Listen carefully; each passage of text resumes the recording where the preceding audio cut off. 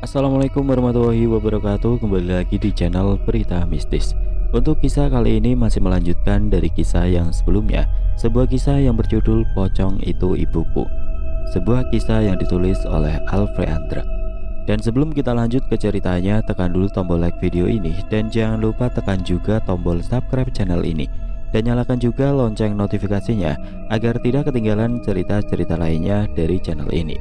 Dan buat teman-teman yang pengen membaca langsung ceritanya, nanti silakan saja kunjungi linknya yang nanti akan saya sertakan di kolom deskripsi. Dan seperti apa untuk lanjutan dari kisah ini? Langsung saja kita masuk ke ceritanya.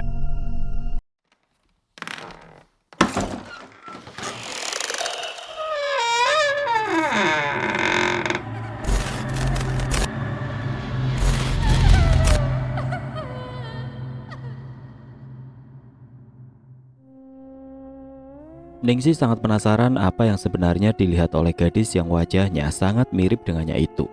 Kemudian wanita itu pun beranjak dari duduknya dan berjalan menghampiri anak gadis itu, berdiri persis di belakang tubuh Tari, dan betapa terkejutnya ia saat melihat banyaknya pocong di luar sana. "Ya ampun, pocong! Kenapa banyak sekali pocong di luar sana?" teriak Ningsi. Tari langsung membalikkan tubuhnya saat mendengarkan teriakan dari mulut sang ibu. Dan ia langsung membekap mulut ibunya dengan sebelah tangannya. Gadis itu tidak mau teriakan ibunya sampai terdengar oleh pocong-pocong di luar sana, sehingga tahu jika di dalam sini ada manusia. Ningsi memberontak, mencoba melepaskan tangan Tari dari mulutnya. Apa yang kamu lakukan?" "Bu, jangan berteriak. Nanti kalau pocong-pocong itu tahu bagaimana? Jangan sampai mereka tahu kalau di sini ada manusia. Bisa-bisa mereka menyerang kita," seru Tari. "Menyerang kita?" Ningsi mengulangi ucapan Tari. Kemudian gadis itu menganggukkan kepalanya. Lalu sebenarnya kita ini sedang ada di mana? Kenapa banyak pocong di luar sana?"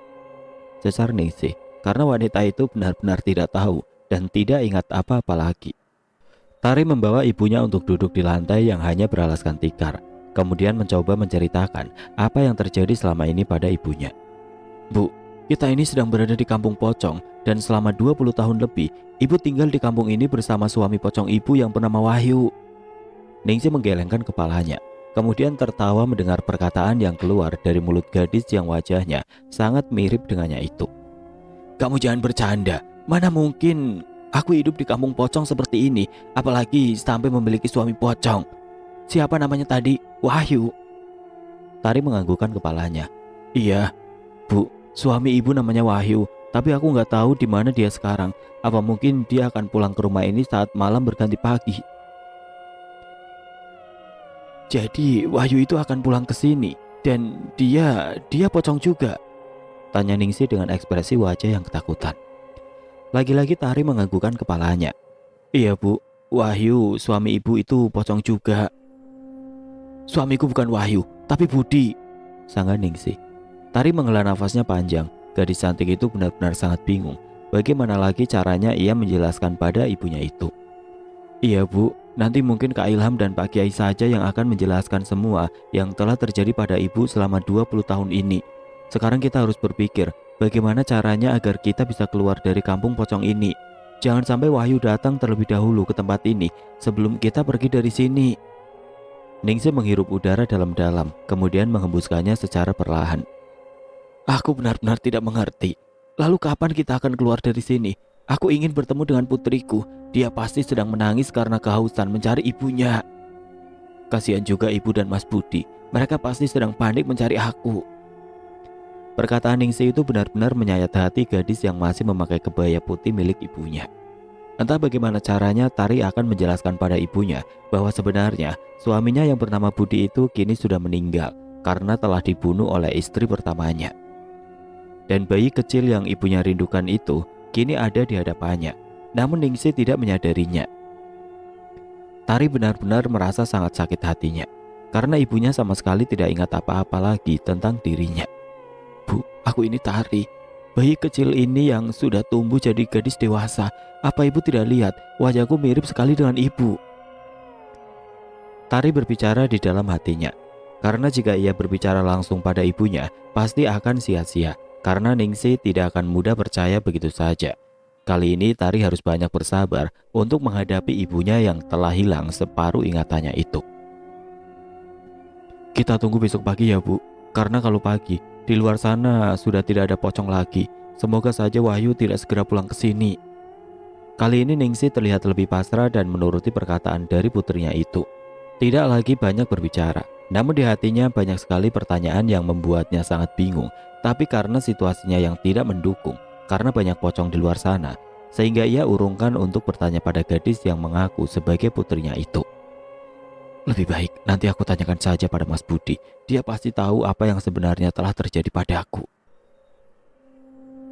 Tari terus saja bolak-balik melihat ke arah pintu untuk meyakinkan jika semuanya aman dan pocong-pocong itu tidak mengetahui keberadaannya di sini.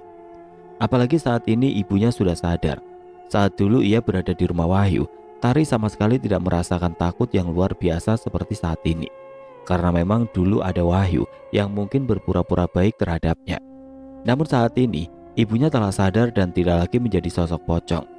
Ia takut jika Wahyu tahu bahwa ibunya kini telah berubah menjadi manusia seutuhnya dan tidak lagi menjadi sosok pocong seperti dirinya. Dan Wahyu akan menjadikan ibunya sosok pocong lagi. Tidak, Wahyu tidak boleh tahu kalau saat ini ibu sudah berubah menjadi manusia seutuhnya. Kalau sampai tahu, bisa-bisa Wahyu menjadikan ibu pocong lagi. Matanya tetap awas menatap ke arah luar. Dan sosok yang paling ia takuti kini berada tidak jauh dari gubuk yang sedang ditempati oleh Tari dan ibunya. Siapa lagi kalau bukan sosok pria tua yang tidak lain adalah Pak Darta. Gadis itu merasa sangat bingung karena Pak Darta ternyata kini sudah berubah menjadi sosok pocong. Bagaimana mungkin Pak Darta bisa berubah menjadi pocong? Ah iya, aku baru ingat. Bukankah dulu pria tua itu bersekutu dengan makhluk halus dan makhluk halus itu adalah pocong? Mungkin saja ia tidak lagi mendapatkan tumbalnya. Jadi mungkin dia yang menjadi tumbalnya sendiri. Benar-benar menyeramkan. Namun tiba-tiba sosok pocong yang menyeramkan itu melihat ke arahnya. Seketika membuat jantung Tari berdegup sangat kencang. Gadis itu kemudian segera menutup pintu secara perlahan dan menutupnya serapat mungkin. Tari berusaha untuk mengunci pintu tersebut dan duduk berjongkok di depan pintu itu. Sembari terus berdoa agar sosok pocong yang sangat menyeramkan itu tidak datang menghampiri dirinya. Apalagi pasti Pak Darta sangat mengenali dirinya dan pasti masih menyimpan rasa dendam terhadap dirinya. Ningsih yang melihat Tari ketakutan langsung menghampiri gadis yang wajahnya sangat mirip dengannya itu. Rasa takut langsung menghampiri dirinya. Kemudian wanita itu menggeser duduknya agar lebih dekat lagi pada Tari. Keringat dingin bercucuran di wajah Tari. Gadis itu benar-benar merasakan takut yang sangat luar biasa. Kamu kenapa? Apa yang terjadi di luar sana? Kenapa kamu terlihat sangat ketakutan seperti itu? Ningsih bertanya dengan jantung yang terus berdetak kencang. Tari langsung menarik tangan ibunya agar lebih dekat lagi dengannya dan langsung menutup mulut sang ibu agar tidak lagi banyak bertanya. Bisa gawat jika Pak Darta yang kini menjadi sosok pocong itu mengetahui jika orang yang dari dulu ia incar kini berada tidak jauh dari tempatnya saat ini. Bu, lebih baik ibu diam dulu di luar sana. Banyak pocong berkeliaran. Jangan sampai mereka tahu kalau di sini ada manusia. Mereka bisa saja menyerang kita dan menyerahkan kepada kepala kampung ini untuk menjadikan kita sebagai bagian dari mereka. Tari berbicara dengan sangat pelan tepat di samping telinga sang ibu. Seketika Ningsih langsung merasa sangat ketakutan. Tubuhnya bergetar hebat. Keringat dingin mulai bercucuran membasahi wajahnya. Tari melihat jika ibunya itu sedang merasakan ketakutan yang sangat luar biasa. Gadis cantik itu mencoba untuk menenangkan wanita yang telah melahirkannya. Ibu tenang saja, kejadian seperti ini sudah sering Tari alami saat dulu bersama Kak Ilham yang kini menjadi suami Tari. Saat itu aku dan Kak Ilham mencoba untuk menyelamatkan ibu dan akhirnya aku dan Kak Ilham bisa selamat dari para pocong itu. Mental Tari kini sudah kebal dengan kejadian-kejadian seperti ini. Karena seringnya dulu ia mengalami kejadian menakutkan bersama dokter muda yang kini telah sah menjadi suaminya itu. Setidaknya Tari lebih bisa mengatur rasa takutnya dan tidak terlalu panik seperti apa yang sedang dirasakan oleh ibunya. Sejak dulu memang Ningsih terkenal sangat penakut. Awalnya Tari pun sama seperti dirinya yang penakut. Namun semenjak ia sering bertemu dengan sosok pocong yang saat itu adalah ibu kandungnya sendiri, dari situ Tari tidak lagi menjadi seorang gadis yang penakut. Apalagi seringnya ia bersama dengan Ilham mengalami kejadian-kejadian di luar nalar dan menghadapi para pocong. Semenjak itu saat ini Tari lebih bisa menguasai dirinya dan tahu apa yang harus dilakukan olehnya jika dihadapkan dengan situasi seperti ini. Terdengar suara makhluk yang sedang melompat-lompat di depan, dan suara itu terdengar semakin jelas di telinga Tari. Apa mungkin itu suara pocong yang sedang melompat ke arah gubuk ini? Jangan sampai pocong itu datang ke sini dan mengetahui ada aku dan ibu di tempat ini, batin Tari. Suara lompatan pocong itu terdengar semakin jelas. Selain itu mulai tercium aroma bangkai yang sangat busuk menusuk indera penciuman kedua anak dan ibu itu. Bau busuk itu terus semakin tercium dengan jelas, dan Tari sangat familiar dengan bau busuk seperti ini. Itu artinya keberadaan pocong yang semakin dekat dengan mereka. Meskipun sudah biasa menghadapi situasi dan kondisi seperti ini, tetap saja gadis yang kini sudah menikah itu merasakan takut. Tapi setidaknya ia tetap bisa menguasai rasa takutnya dan mencoba untuk tetap tenang dan tidak panik. Ningsih mulai terganggu dengan aroma busuk yang sedari tadi menusuk indera penciumannya. Tari, bau apa ini? Kenapa baunya seperti bau bangkai busuk? Benar-benar bau amis. Ibu gak sanggup untuk menghirupnya. Lebih baik ibu terus saja berdoa dalam hati, minta perlindungan kepada Allah Subhanahu wa Ta'ala agar kita tetap selamat dan bisa segera keluar dari kampung pocong ini. Ningsih hanya menganggukkan kepalanya, dan ia mulai berdoa di dalam hatinya, meminta perlindungan pada sang pemilik hidup. Suara itu semakin terdengar jelas dan aroma bangkai busuk itu semakin tercium dengan kuat. Jantung Tari semakin berdetak dengan kencang, tubuhnya bergetar hebat dan tetap saja ia merasa ketakutan. Kini sosok pocong menyeramkan itu sudah berada persis di depan pintu gubuk tersebut. Pintu itu mulai bergerak seperti ada yang mendorong untuk terbuka. Sekuat tenaga Tari tetap menahan pintu itu agar tidak terbuka. Bu, tahan pintu ini agar tidak ada yang bisa membukanya, seru Tari kepada ibunya. Ningsih langsung paham dengan apa yang diperintahkan oleh Tari. Tanpa banyak bicara lagi, Ningsih segera membantu Tari untuk menahan pintu itu agar tidak terbuka. Ia simpan segala pertanyaan yang ada di benaknya karena mungkin saat ini bukan waktu yang tepat untuk ia banyak bertanya kepada gadis yang mengaku sebagai putrinya itu. Sekuat tenaga kedua perempuan itu tetap menahan pintu yang semakin kuat didorong oleh sosok pocong yang ada di depan gubuk tersebut. Semakin kuat Tari menahannya, maka semakin kuat pula dorongan dari arah luar untuk membuka pintu tersebut. Tenaga yang dikeluarkan oleh kedua perempuan itu ternyata tidak sebanding dengan tenaga dari ujung yang berada di luar, sehingga dengan sangat mudah pintu itu terbuka hingga menimpa kedua perempuan itu. Pak Darta, pekik Tari dengan refleks. Entah mengapa tiba-tiba gadis itu ingin menyebut nama pocong yang kini berada di hadapannya. Dan tentu saja pocong itu yang tidak lain adalah Pak Darta langsung mengenali siapa perempuan yang ada di hadapannya kini. Pria parubaya yang kini berubah menjadi sosok menyeramkan itu langsung tertawa lebar, memperlihatkan giginya yang busuk dan taringnya yang tajam. Bau bangkai semakin tercium dengan kuat saat ujung menyeramkan itu membuka lebar mulutnya. Tari, bagaimana ini? Ibu takut sekali. Ningsih langsung bersembunyi di balik tubuh Tari yang memang tubuhnya lebih tinggi dari dirinya. Wanita yang belum sadar sepenuhnya itu sangat merasa ketakutan yang luar biasa. Seumur hidupnya ia baru pertama kali melihat penampakan pocong secara langsung. Karena selama dirinya berubah menjadi pocong, ia benar-benar tidak ingat sama sekali. Apa kabar gadis cantik? Apa kamu masih ingat dengan saya? Gara-gara kamu dan kakak laki-lakimu itu, akhirnya saya dan anak gadis saya harus berubah menjadi sosok pocong seperti ini. Lalu apa yang sedang kamu lakukan di kampung pocong ini ya? Apakah kamu ingin menyusul saya untuk menjadi sosok pocong juga? Bagus, kalau begitu saya tidak perlu capek-capek untuk datang ke alam manusia dan mencari kamu dan juga kakak laki-lakimu itu. Saat ini juga aku akan menjadikan pocong seperti saya. Dan siapa yang berada di belakang tubuhmu itu? Aku akan membuat kalian berdua menjadi pocong seperti saya saat ini. Suara dari pocong itu benar-benar menggelegar sehingga menggetarkan gubuk tersebut. Tidak, jangan lakukan itu. Kamu menjadi sosok pocong bukan karena kesalahan aku dan Kak Ilham, tapi karena kesalahanmu sendiri yang berani-beraninya bersekutu dengan pocong. Biarkan aku dan ibuku pergi dari tempat ini dan segeralah sadar agar kamu bisa kembali menjadi manusia seutuhnya. Jangan lagi kamu mengganggu aku. Siapa kamu? Berani-beraninya mengatur hidupku. Jelas-jelas kamu dan kakak laki-lakimu itu yang telah membuat aku berubah menjadi sosok pocong seperti ini. Tanpa menunggu lama lagi, sosok pocong menyeramkan itu segera terbang ke arah Tari dan ibunya. Seketika Ningsih langsung menjerit ketakutan. Tari dan Ningsih memejamkan matanya, pasrah dengan apa yang akan terjadi kepada mereka setelah ini. Pergerakan pocong itu sangat cepat, sehingga Tari belum siap untuk menghindar. Ya Allah, lindungilah aku dan juga ibuku. Beri kesempatan padaku untuk merasakan hidup bersama dengan ibu di sisa umurnya. Aku ingin sekali berbakti kepada ibuku. Setelah 20 tahun lebih kita terpisah karena beda alam. Gadis cantik yang baru melepas masa lajangnya beberapa jam yang lalu itu terus saja berdoa dan meminta pertolongan kepada sang pemilik hidup agar ia masih bisa diberi kesempatan untuk bisa hidup lebih lama lagi dan berbakti kepada ibunya yang baru sadar setelah tidur panjangnya.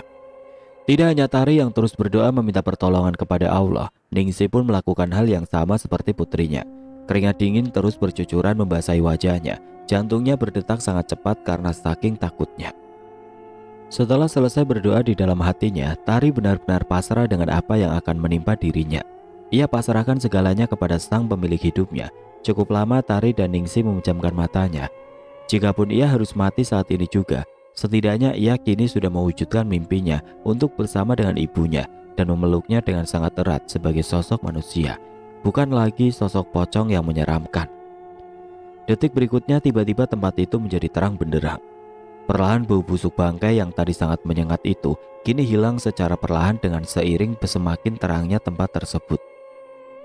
Cahaya dari luar mulai masuk melewati sela-sela bilik, dan pada saat itu juga pocong tersebut langsung menghilang begitu saja saat tubuhnya tinggal beberapa senti lagi akan menindih tubuh Tari dan Ningsih. Dengan perlahan kedua perempuan itu membuka matanya, dan kini mereka akhirnya bisa bernapas dengan lega. Alhamdulillah, sepertinya hari sudah mulai pagi, Bu, ucap Tari saat melihat di tempat tersebut sudah terang benderang. Apakah itu artinya kita bisa segera keluar dari tempat ini? Tanya Ningsih dengan wajah yang masih terlihat sangat shock. Bagaimanapun ia masih sangat ketakutan karena kejadian tadi. Tari menganggukkan kepalanya. Semoga saja, Bu. Ibu tunggu sebentar. Aku coba akan lihat keluar sana. Semoga saja di luar sana sudah tidak ada lagi pocong yang berkeliaran. Gadis cantik yang masih memakai kebaya itu kemudian berjalan dengan perlahan menuju pintu. Dengan pelan Tari menempelkannya daun telinganya di pintu untuk memastikan jika di luar sana sudah tidak ada lagi pocong-pocong yang berkeliaran. Setelah terdengar sepi, tidak ada suara sedikit pun, Tari mencoba untuk membuka pintu itu pelan-pelan. Jangan sampai terdengar suara. Kemudian kedua netranya mengedarkan pandangannya keluar sana, memastikan jika tidak ada satupun pocong yang masih berkeliaran. Alhamdulillah sudah aman. Seperti biasa, jika hari mulai terang, para pocong itu akan masuk ke rumahnya masing-masing dan akan keluar jika hari mulai gelap. Aku harus cepat-cepat mengajak ibu untuk keluar dari tempat ini, gumam Tari. Ningsih mendekati Tari. Wanita itu penasaran apa yang ada di luar. Bagaimana? Apakah pocong-pocong itu sudah pergi? Sepertinya sudah aman, Bu. Sekarang kita bisa keluar dari tempat ini. Dengan perlahan Tari segera membuka pintu itu dengan lebar. Kemudian mulai melangkahkan kedua kakinya keluar dan diikuti oleh Ningsih yang sedari tadi terus menempel pada anaknya. Suasana di luar sana benar-benar sangat sunyi. Tidak ada suara orang sedikit pun. Hanya terdengar suara angin pagi yang terus berhembus menggerakkan dedaunan kering yang ada di tanah. Suasana di kampung pocong itu masih sama saat Tari pertama kali menginjakan kakinya di tempat itu. Masih sunyi seperti tidak ada kehidupannya. Sangat berbeda dengan malam hari yang terlihat sangat ramai seperti pasar malam. Dengan perlahan dan terus waspada, Tari berjalan mengikuti kemana langkah kakinya berpijak, dan diikuti oleh wanita yang sebenarnya sudah sangat lama tinggal di kampung pocong tersebut. Matanya terus menoleh ke kanan dan ke kiri, memastikan jika tidak ada pocong yang melihat mereka berdua. Sementara itu Ningsih masih terus menempel pada lengan putrinya. Angin pagi yang dingin berhembus hingga menusuk ke tulang. Terasa sangat dingin. Pagi ini anginnya berhembus lebih kencang sehingga terdengar dari setiap pergerakannya. Psst. Angin pagi itu terus memainkan anak rambut dari kedua perempuan tersebut. Tangan Tari terus memegangi tangan ibunya. Sesekali wajahnya menoleh, memastikan jika ibunya tidak lagi berubah menjadi sosok pocong yang menyeramkan. Gadis itu sangat takut jika dengan tiba-tiba ibunya berubah kembali menjadi pocong. Tari bisa bernapas dengan lega saat melihat ibunya tidak lagi berubah menjadi pocong. Dedaunan kering terus berterbangan. tersapu oleh angin. Meskipun pagi hari, namun suasana di kampung pocong tersebut sangat mencekam, membuat bulu kuduknya meremang. "Apakah perjalanannya masih jauh?" tanya Ningsih yang memang sudah tidak sabar untuk bisa segera sampai di rumahnya dan segera bertemu dengan ibu dan bayi mungilnya. Hingga detik ini Ningsih masih belum percaya dengan apa yang dikatakan oleh gadis yang wajahnya sangat mirip dengannya itu, yang mengatakan jika gadis itu adalah Tari, putrinya yang dulu ia tinggal 20 tahun yang lalu.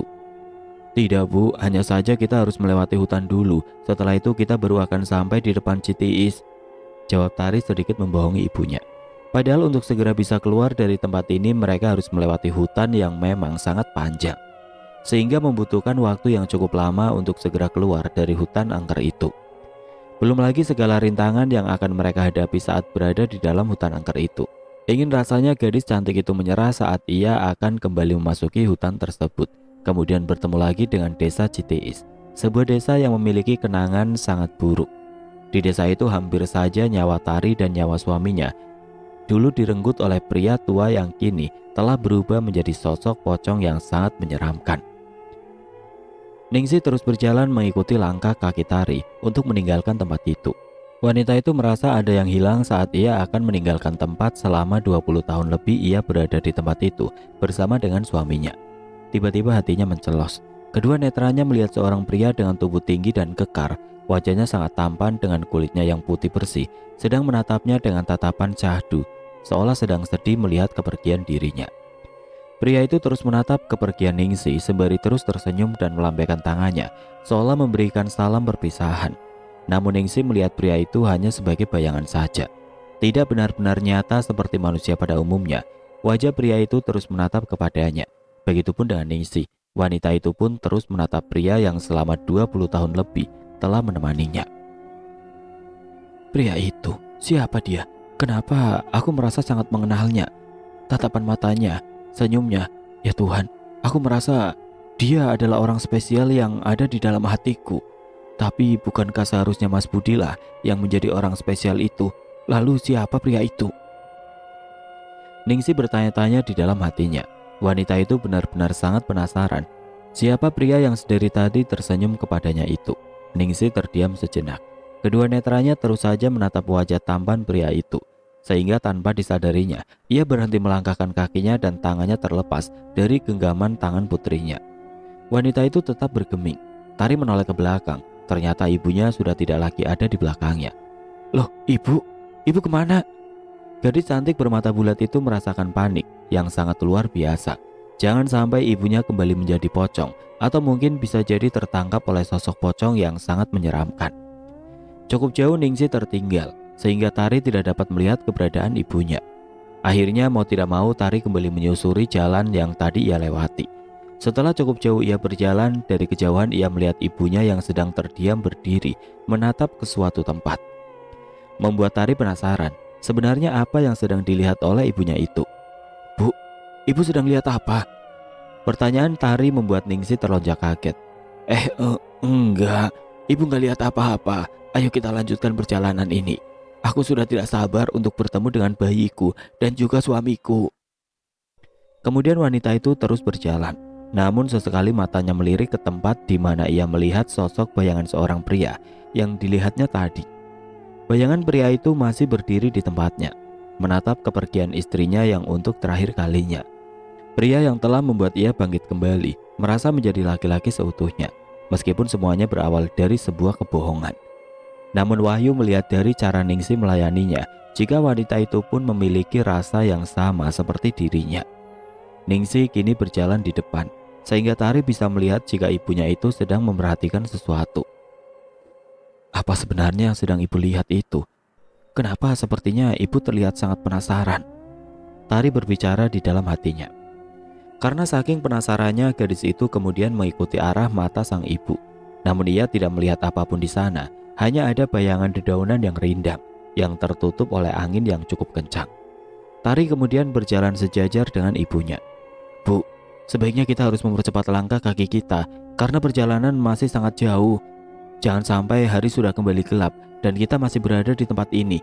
Bisa bahaya. Mau di mana kita untuk bersembunyi?"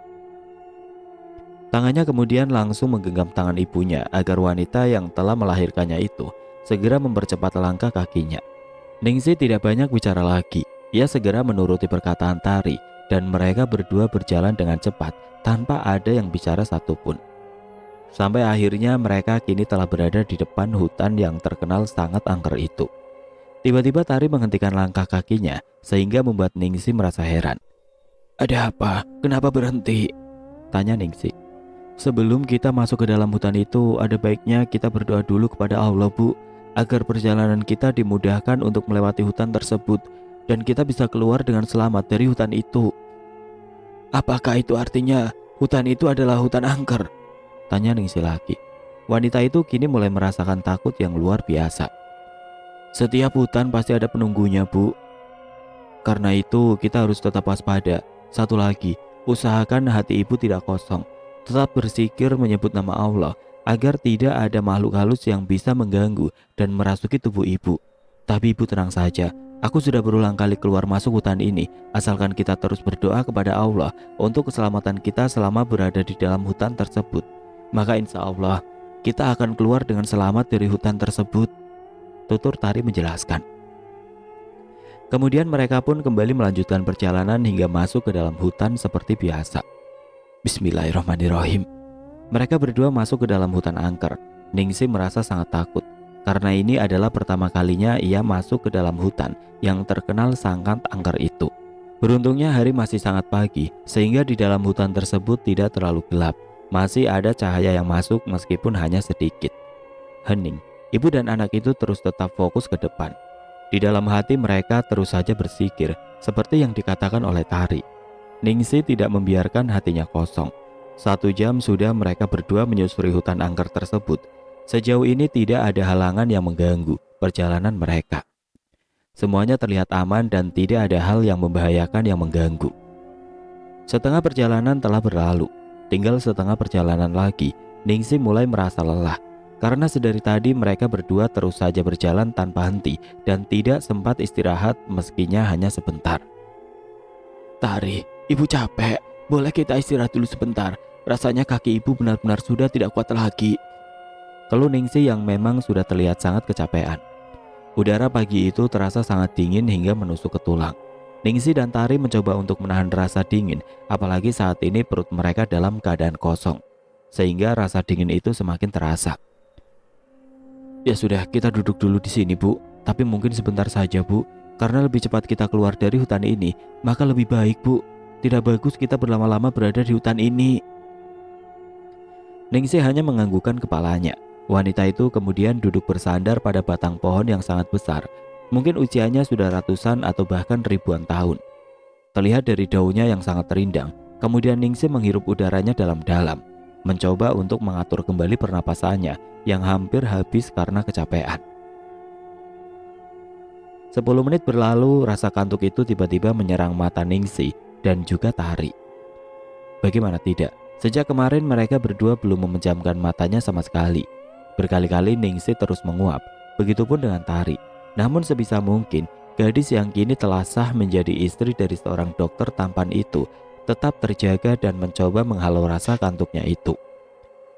"Tari, bolehkah ibu tidur sebentar saja? Ibu benar-benar merasa sangat ngantuk sekali.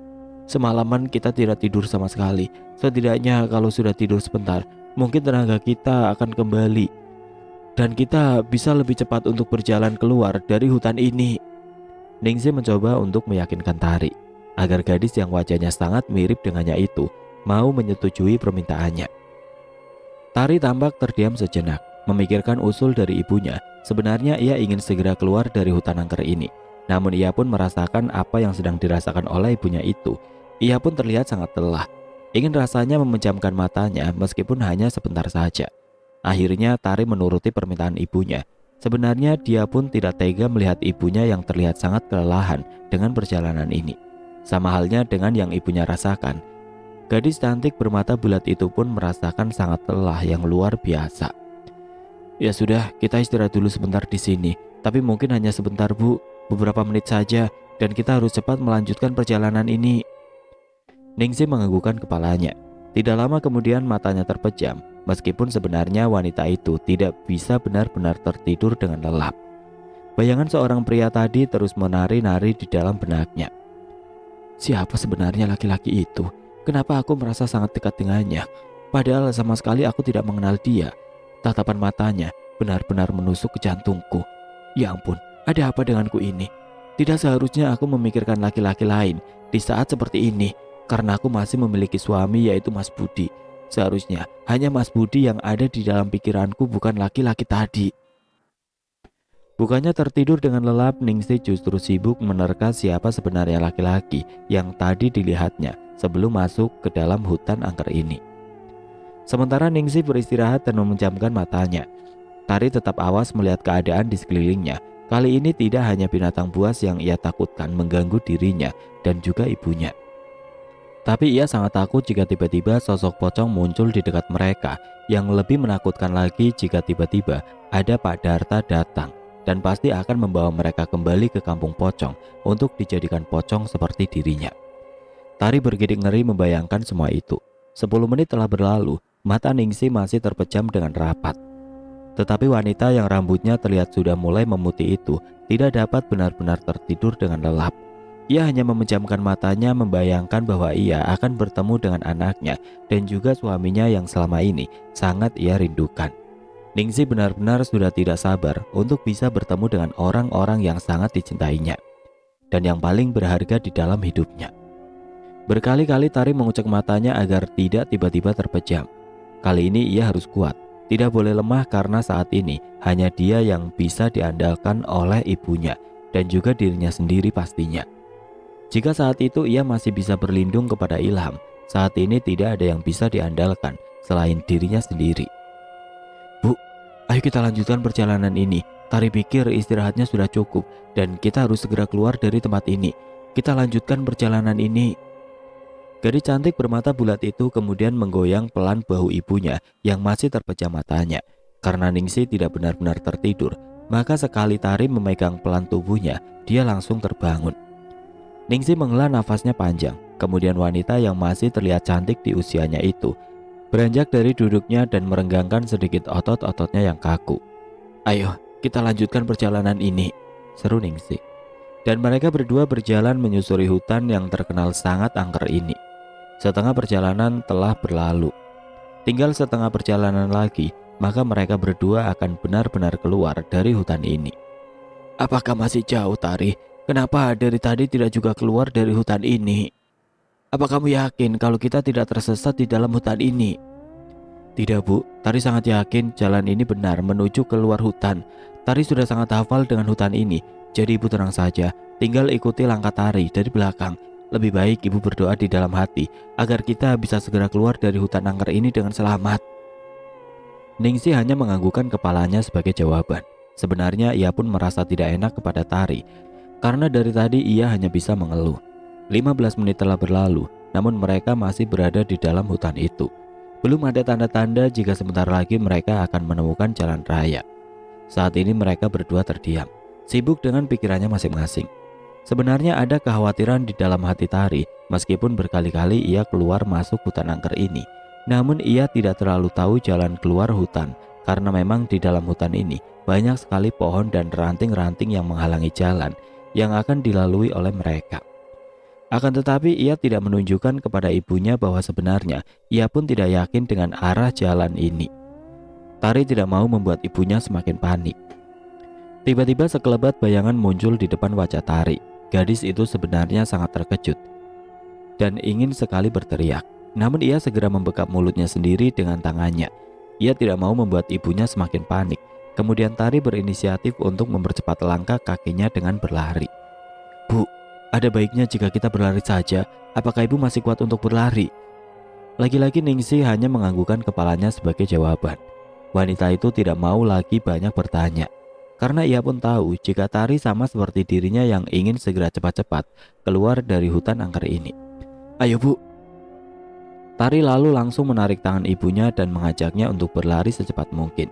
Karena gadis itu mulai merasakan hawa yang tidak enak, bulu kuduknya semakin meremang karena seringkali mengalami kejadian seperti ini saat bersamaan Ilham dulu. Ia sangat hafal dengan situasi seperti ini. pertanda akan datangnya sosok makhluk halus yang menyeramkan. Namun tiba-tiba ibunya tersandung batu dan langsung jatuh begitu saja. "Oh!" Ningsih mengadu kesakitan karena kakinya tersandung batu dengan cukup keras. "Ibu!" pekik Tari, kemudian membantu ibunya untuk berdiri lagi. "Ibu masih bisa untuk berjalan, atau mau Tari gendong?" "Tidak usah Tari, ibu masih bisa berjalan, tapi mungkin tidak bisa berlari seperti tadi," jawab Ningsih sembari menahan nyeri di kakinya. "Ya sudah kalau begitu tidak apa-apa Bu, Tari akan memapa ibu agar bisa berjalan." Kemudian kedua perempuan itu pun kembali berjalan melanjutkan perjalanannya. Meskipun sesekali Ningsih merintih menahan nyeri di kakinya, sejauh ini tidak ada hal-hal yang mengerikan yang mengganggu perjalanan mereka berdua. Tari bisa bernapas lega karena bayangan putih tadi hanya lewat sekali saja. Sebenarnya gadis cantik itu sangat takut jika sosok pocong tiba-tiba muncul di hadapan mereka berdua. Tari melihat ada cahaya di depan sana yang tidak jauh dari tempatnya berdiri. Akhirnya Tari bisa bernapas dengan lega. Dengan adanya cahaya dari depan sana, itu artinya sebentar lagi mereka berdua akan keluar dari hutan angker itu. "Alhamdulillah, lihat di depan sana Bu, di sana terlihat cahaya yang terang. Itu artinya sebentar lagi kita akan keluar dari hutan angker ini." Tangannya menunjuk ke arah depan. Ningsih mengikuti arah tangan gadis yang ada di sampingnya, dan ia pun melihat cahaya yang dikatakan oleh Tari tadi. Akhirnya ia bisa bernapas dengan lega karena sebentar lagi akan keluar dari hutan angker ini dan bisa langsung menemui orang yang ia cintai. Hanya tinggal beberapa langkah lagi mereka berdua akan benar-benar keluar dari hutan ini. Tari sangat bersyukur karena selama perjalanan di dalam hutan angker ini tidak ada yang mengganggu mereka berdua. "Alhamdulillah, akhirnya kita bisa keluar juga dari hutan angker ini," seru Ningsih dengan bahagia. Sangat terlihat dengan jelas jika wajahnya benar-benar bahagia. Begitupun dengan Tari, gadis cantik itu pun benar-benar sangat bahagia dan juga terharu karena telah berhasil melewati hutan angker itu bersama dengan ibunya yang kini telah berubah menjadi sosok manusia seutuhnya seperti dirinya. "Alhamdulillah Bu." Tari kemudian memeluk ibunya dengan sangat erat. Air matanya bercucuran tiada henti, terus membasahi pipinya yang mulus. Rasa bahagia kini tidak dapat dia lukiskan lagi. Segala perjuangannya bersama laki-laki yang sangat ia cintai itu kini menghasilkan buah yang sangat manis. Segala perjuangan yang sangat berat yang telah ia lalui bersama Ilham untuk menyelamatkan Ningsih kini terbayar sudah dengan kembalinya Ningsih menjadi sosok manusia seutuhnya. Tari masih menangis sambil memeluk ibunya. Gadis itu benar-benar tidak menyangka jika semua pengorbanannya kini terbayar sudah dengan kebahagiaan yang tiada tara. Oke teman-teman, sampai di sini dulu ceritanya. Nantikan kelanjutan kisah ini di video berikutnya. Agar tidak ketinggalan, klik tombol subscribe channel ini dan nyalakan lonceng notifikasinya. Wassalamualaikum warahmatullahi wabarakatuh.